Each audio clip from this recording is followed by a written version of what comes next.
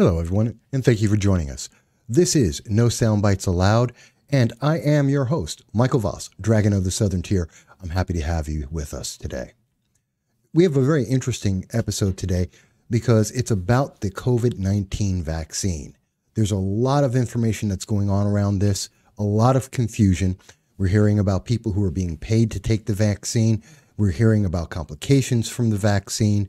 We've even heard that some people are being excluded from the vaccine or even being given exemptions from taking the vaccine.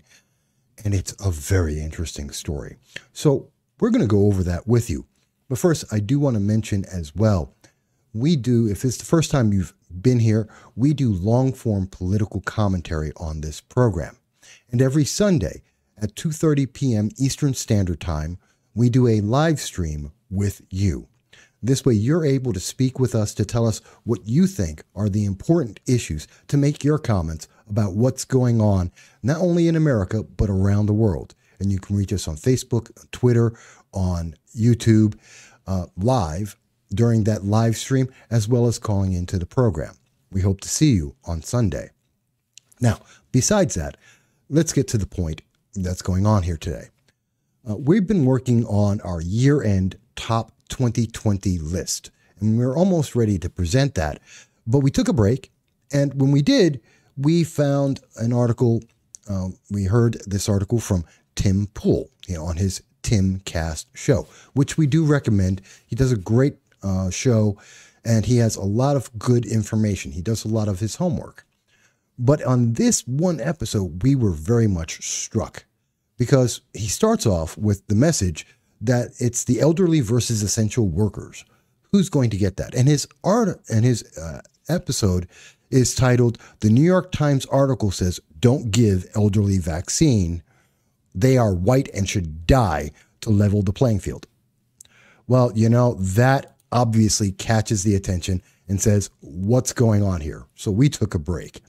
And we not only watched the entire episode from Tim Pool, but we also did research, because whenever we have a real question about any issue, I don't care who it's from, whether it's Joe Rogan or it's Ben Shapiro, if it's Tim Pool or it's Crowder, Louder with Crowder, or anyone else, even Jordan Peterson, we go out and we do our own research, and we always advise everyone else. That's why in every one of our videos, you look at the description and you will see all of our sources for everything we've come to make our commentary about, so that you get to make your own choice. So what did we find out? Well, Tim Pool lays out a very unique story here, talking about Cornell University exemptions that are allowed because of someone's race, and the question of which race of people should be getting the COVID-19 vaccine. What are the complications of it? What are the concerns of the public? Well, we decided to actually check that out. And what we found is, and we've been looking at this for a little while now. Now, according to Pfizer, and this is from their EUA, which is their emergency use authorization. And Pfizer is mentioning that people who have potentially a problem with getting the COVID-19 vaccine are people who have allergies, who have a fever, bleeding disorders, or blood thinners, say for your heart, immunocompromised, or have immune systems that are affected, pregnant women, or those who are planning to become pregnant, which is a large number of women, women who are breastfeeding, and if you've gotten another COVID-19 vaccine, which there's only one other right now. And they've also mentioned that someone who should not get the COVID-19 vaccine are children under the age of 16. That's a very important thing. And also, if you have an allergic reaction to the COVID-19 ingredients. Now, this is interesting. And we looked through this. Now, unless you happen to be a med school student, if you're a pharmacy tech student, or you're in biochemistry in college, you're going to have one hell of a time even reading the names of any of these ingredients, but it's just beyond the average person, quite honestly, and I'm not even going to try most of them. But I can tell you I have heard of potassium chloride, which is something that we do need in our bodies, and it's something that we get from many other items. Sodium chloride, as I recall, is a salt. And if I remember correctly, sucrose, that's sugar. So some very interesting items in there, but we do know that this is the mRNA, and that is basically a modified, genetically modified RNA string, which is how the actual vaccine gets into your system. So that seems like a lot of tech gobbledygook. And you can see here that it's, again, not advised for anyone who's under the age of 16. And it goes through some of the common side effects, which aren't the ones that are getting the news right now. You're talking about tiredness, headaches, muscle pains, chills, joint pain, and fever, which all are things that you would get if you had COVID as well. But also, they're saying that there's a chance that you could get a more severe outcome, which pretty much nowadays we're hearing from many sources around the world is Bell's palsy. There is a chance you can get Bell's palsy. Now, so far, Pfizer is saying that this is not beyond the normal amount of Bell's palsy that exists in the world, or in each case per year. For those who don't know, Bell's palsy is when a person has part of their face frozen. It's a nerve tick or inflammation of the nerve that essentially freezes a person's face. It looks very much like having a stroke, but it isn't. And anyone of any age could get it. I even had a friend of mine back when I was a stockbroker. He had gotten it, and he was in his 30s at the time. And we thought he had gotten a stroke, but in fact, it was just Bell's palsy. Now, that's not necessarily life-threatening, but obviously, this is a concern. No one wants to take something that's going to give them Bell's palsy or other even more severe symptoms which may be existing out there.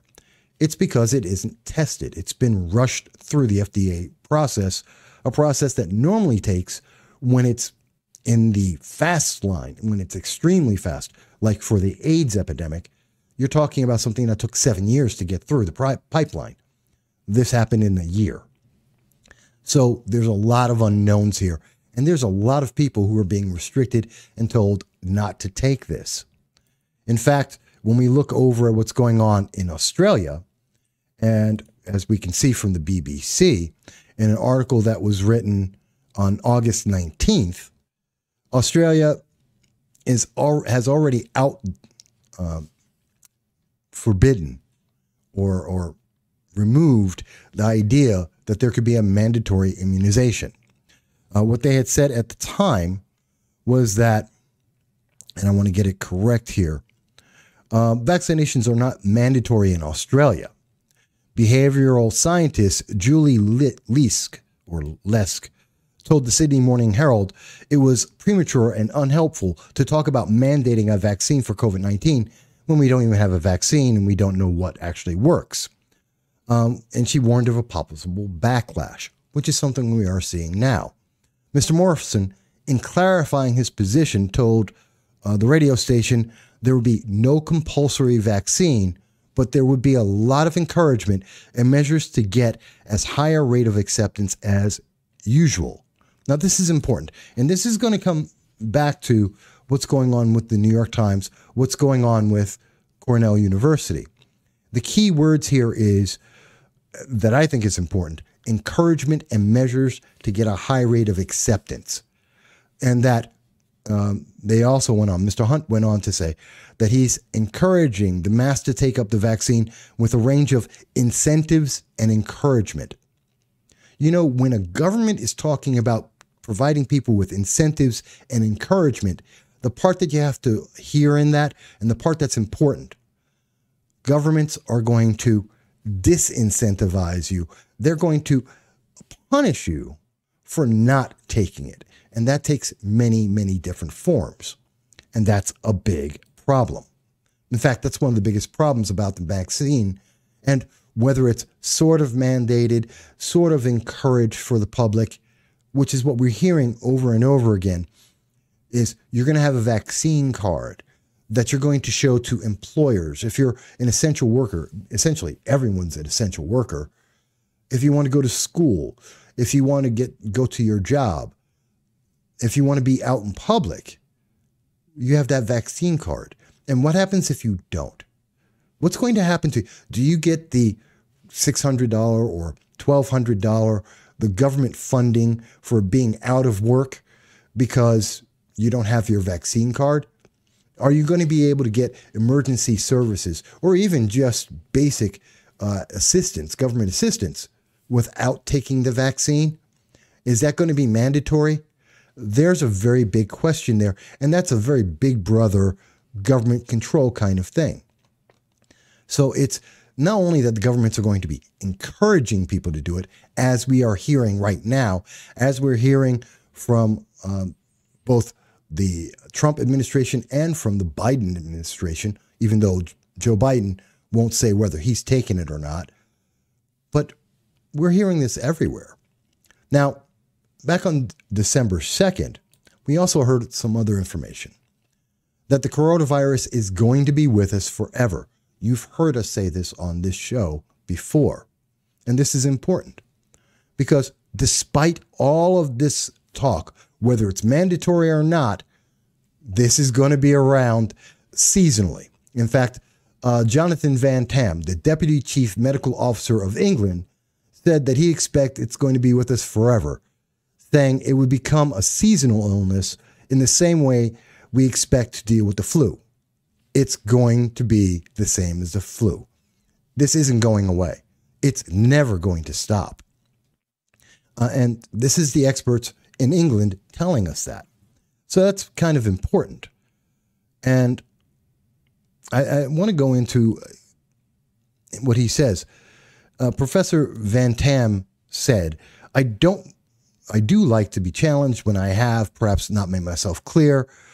And he goes on to say, I do not think the government will continue to have to recommend social distancing, masks, and hand sanitizers forever and a day. I hope we will get back to a much more normal world. But the point I was trying to make, I do think possibly some of those personal habits for some people will persist longer and perhaps become enduring for some people. Yes, I think it's possible. In other words, you're going to be wearing masks forever. There may be social distancing forever. There are going to be vaccination cards necessary to go to work forever, quite possibly. This is a problem. Now, I bring all of this up to give you context here on what Tim Pool was talking about. There are questions about the coronavirus vaccine. Very big concerns on a vaccine that is somewhere around 95% effective versus a virus that is approximately 97% survivable for the overwhelming majority of the world. That is a fact confirmed by the WHO, World Health Organization, by the CDC, and everyone who has studied any of the data. That's just a fact.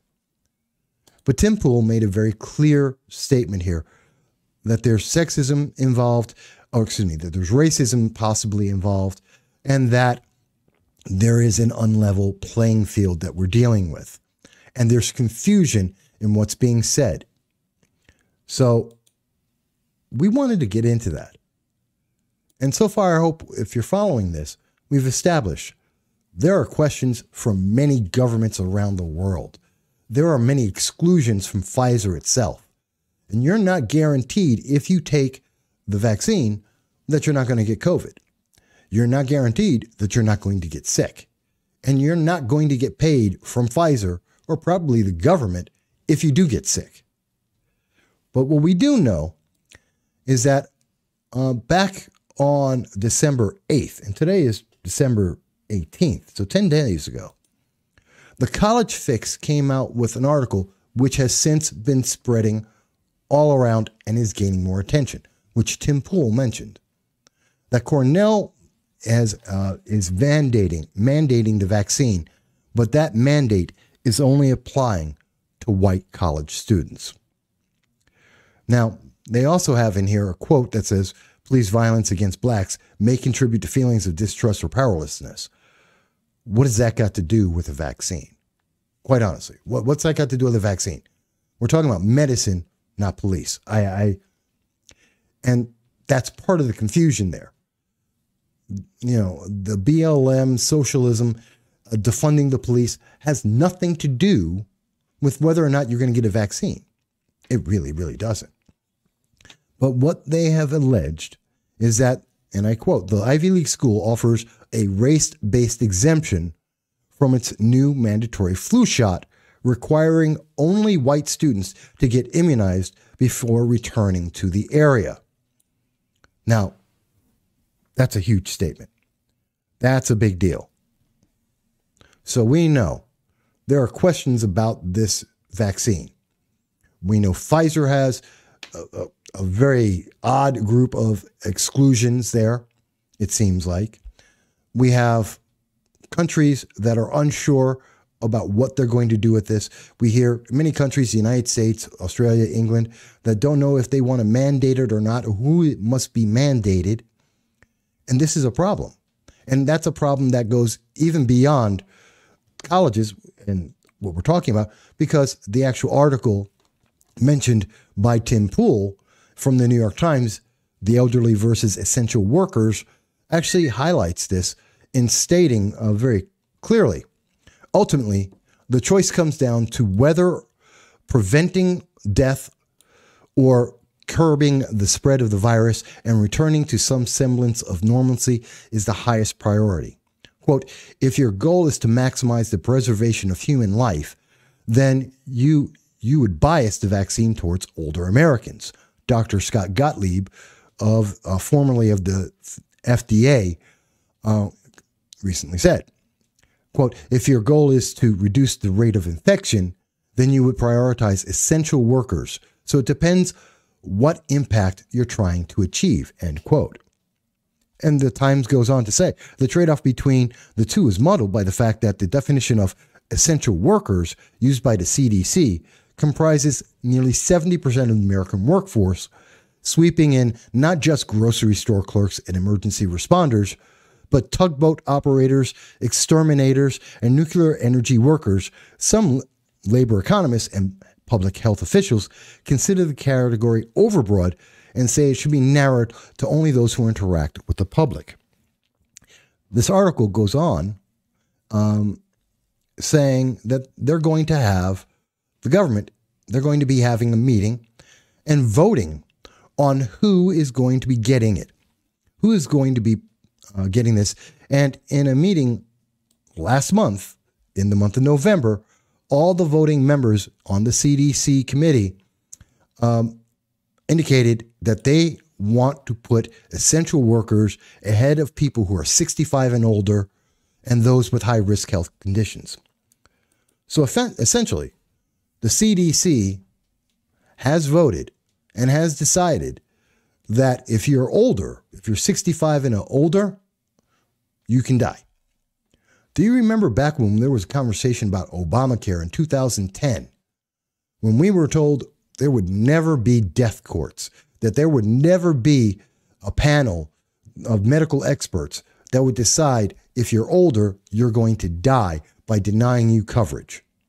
Even though that's what happens in England on a regular basis with the NHS, the National Health Service of Britain. And the United States modeled Obamacare after that. And we were told over and over again, that's not going to happen. Just like you're not going to lose your doctor, there would never be a death panel, and the United States government is not going to decide that old people should die. And yet, here it is reported in the New York Times, old people should die. That's troubling. That's very troubling. But what's that got to do with Cornell University? Let me tie it all up. And I hope you're following me with this because it's important. You have to understand why this is being said. It's critical. and this, I'm getting some messages because I know a lot of students in my region. Cornell University's just down the road from me to the west. I'm in the southern tier of New York. And so we're getting back messages and comments to verify what we're hearing about this. So why is this important? Why do we need to know all of this about the coronavirus vaccine to be able to see what's going on? Well, very simply, what we do know for sure is that Cornell University has, and again, I want to go back to the fix. As they said on December 8th, students have been exempted. And that's what Tim Pool reported on. Well, there was also a fact check, so to speak. An organization, missbar.com, decided to fact check this story. Not Tim Pool, but this story by the College Fix. And they say Cornell didn't racially segregate the flu vaccine. And they're saying that it's totally untrue because Cornell, no, they're not going down this liberal morass of identity politics, and that all the students are going to be treated exactly the same. It says that that the students must receive the 2020-2021 flu vaccine, and it's on their website. And that if you didn't understand that, well, that's because you're just a right-wing nut. That's not exactly true. See, on July 31st, 2020, the Cornell Student Behavioral Compact did come out, and we see it. And it does say that, and I'm quoting here, I understand that violations of this compact will be handled expeditiously by the Cornell Compact compliance team. God only knows who that's going to be made up by. And that I agree that should the CCCT determine that my behavior violated the compact, I may lose the privilege of engaging in on-campus activities, that residing in on-campus housing or accessing Cornell facilities and buildings, and that my Cornell Net ID and or Cornell card may be deactivated for a period of time as determined by the CCCT, who's an unknown group.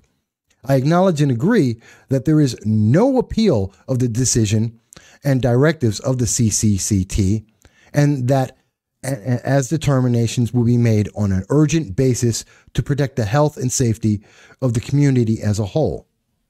Well, if you read that, you have to come to an understanding. The students at the university have absolutely no choice. They are told they have to do this. They have no free will. They have no opportunity, whether on a religious basis or on a personal basis, to deny taking the vaccine. And it goes on to say, I also understand and agree that severe, pervasive, and or repeated violations of compact may be referred by the CCCT in its sole discretion to the Office of Judicial Administrator for investigation and education pursuant to Cornell University Campus Code of Conduct, and may result in my temporary suspension from the university while this is being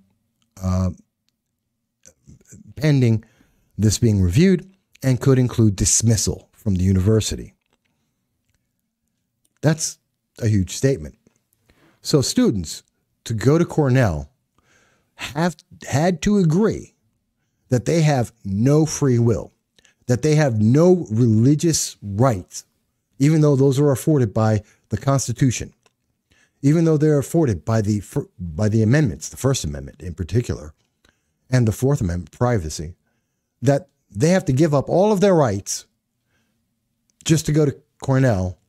And if they don't do it, well, they're going to be ostracized. They lose all of their benefits. They lose all of their opportunities to be a student at Cornell. Now, that brings us back to, remember, we heard that in Australia, the government was going to provide incentives and encouragement. Well, that also means they're providing disincentives and disencouragement. And that's exactly what Cornell is doing. Do what we say or else. You have no choice. You have no freedom. Even though you're an adult, even though you're paying for this, you don't get to make a choice. We've made it for you. But that still leaves open the question, a very big question. Is there an exception for people of color?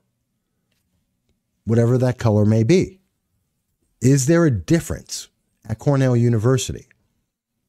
Well, we went further and we looked at Cornell Health at their University of Cornell and looked up their compliance with testing and flu vaccination requirements.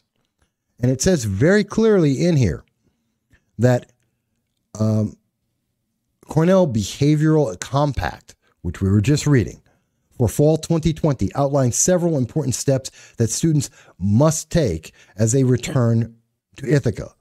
They have to do it. Access to the COVID-19 testing and flu vaccine is made available to all students by systems put in place at the beginning of the school year. You have to take it. You have to take the flu vaccine. You have to take the COVID-19 vaccine. So that would make you think, what is Tim Pool talking about? He's wrong. It makes you wonder. College Fix, they're wrong. Why are they telling us? And it would make it seem like, oh my God, you know what? Miss Barr is right. This is so unfair. It's so untrue. Except if you read a little bit further. Because they go on to talk about the history of mistreatment and lack of access to appropriate care. Essentially, what they're talking about, to be very clear, is things like the Tuskegee experiment, where the government, United States government, actively gave STDs, syphilis, to Black Americans to see what would happen. They used them as living, breathing experiments and never told them that this had been done to them. As far as they knew, they were getting a regular medical treatment. And they got injections. And they got syphilis.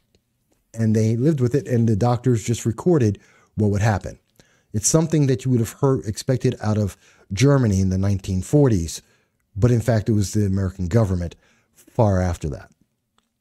It's a troubling time in American history.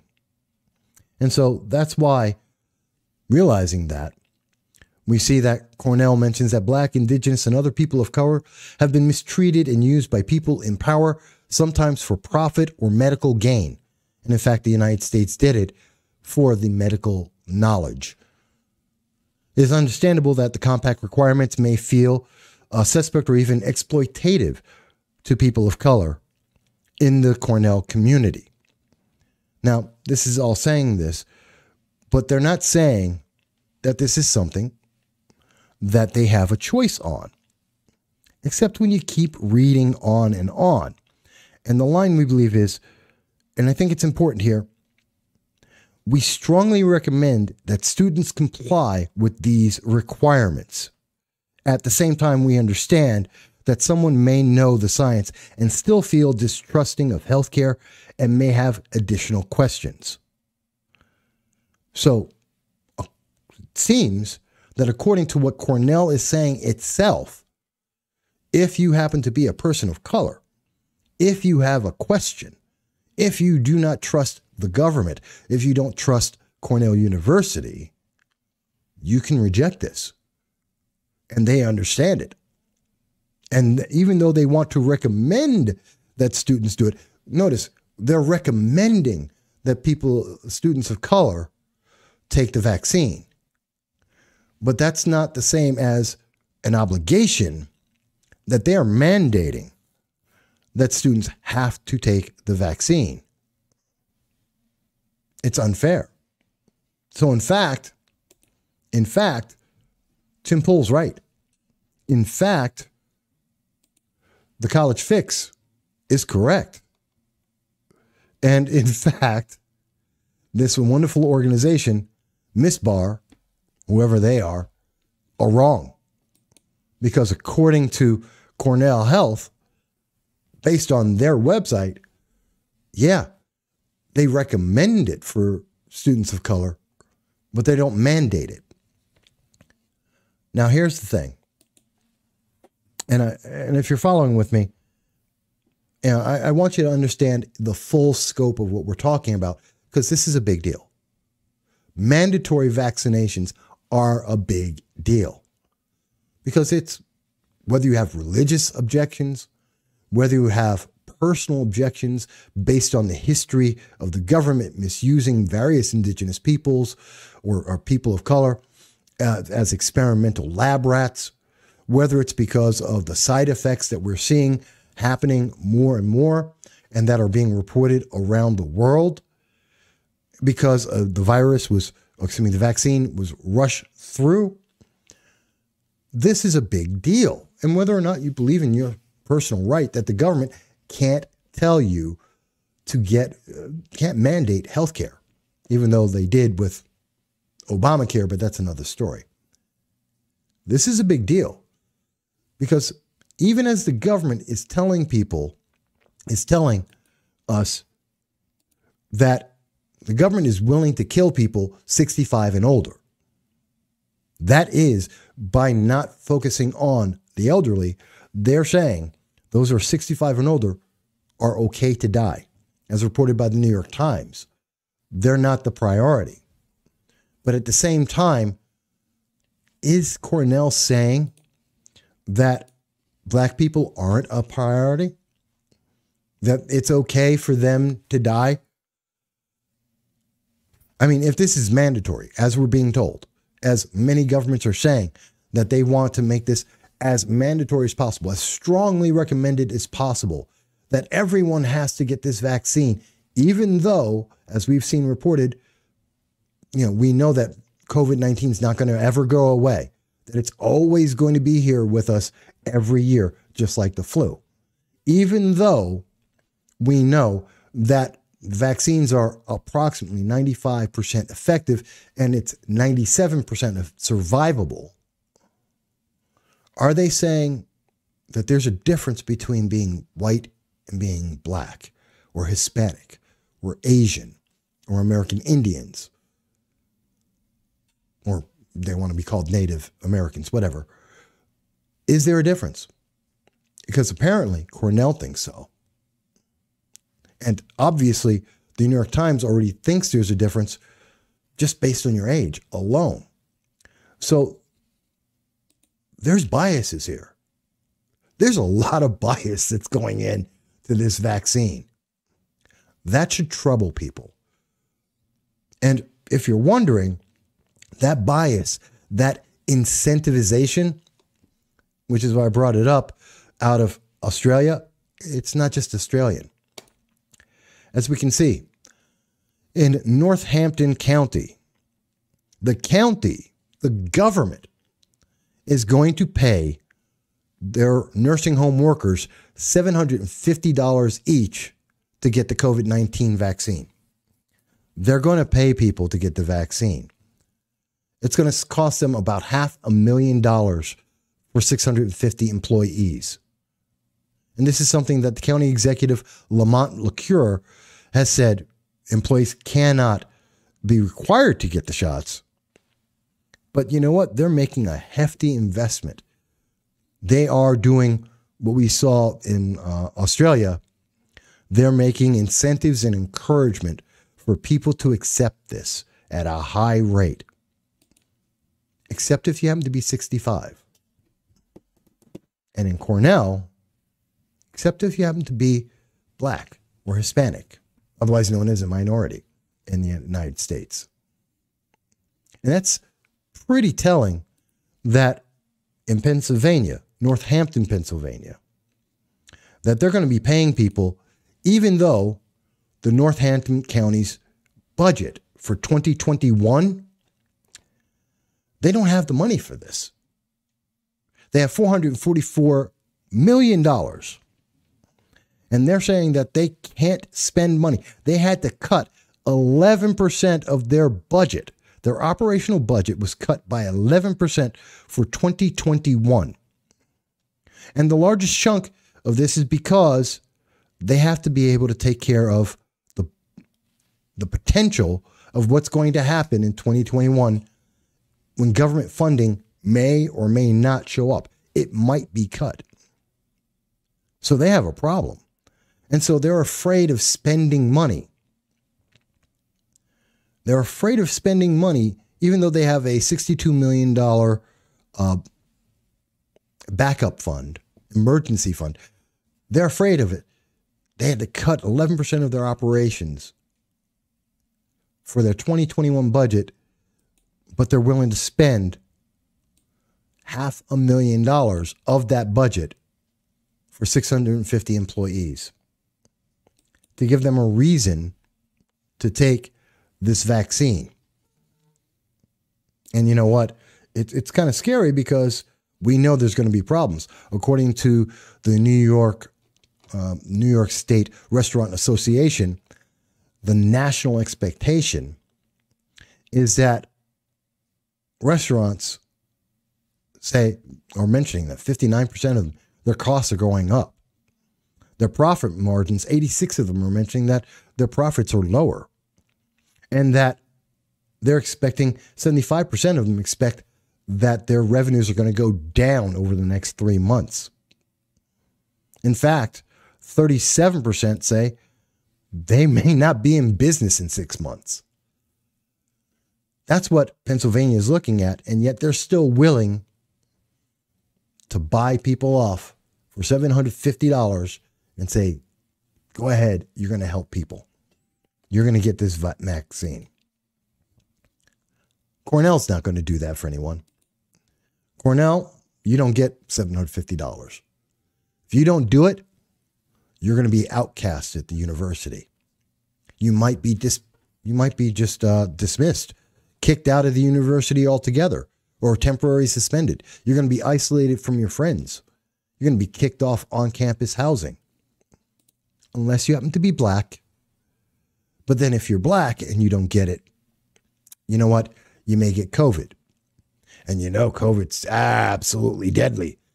That's why everyone has to get the coronavirus vaccine. Except that, 97% of people, especially people who are younger, under the age of 30, you're highly unlikely to die from it. And the vaccine's only 95% effective. And it has side effects. And you still might get COVID-19.